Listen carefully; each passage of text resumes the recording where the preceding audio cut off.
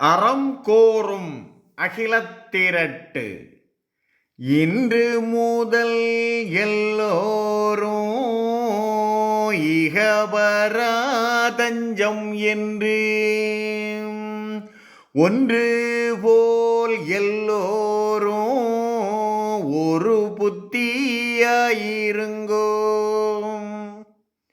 நீங்கள் இந்த மனித வாழ்க்கையில் இவ்வுலக வாழ்வில் சிறப்புகளையும் தர்மயுக வாழ்வில் பேரின்பத்தையும் அளிக்கும் இறை பரம்பொருளை பூரண சரணாகதி அடைந்து வாழுங்கள்.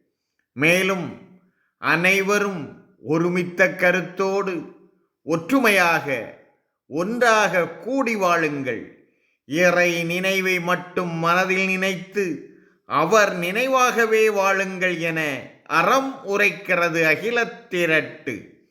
ஒற்றுமையும் ஓங்கு நற்குணமும் வேற்றுமையை விலக்கும் அணிகலன்கள்.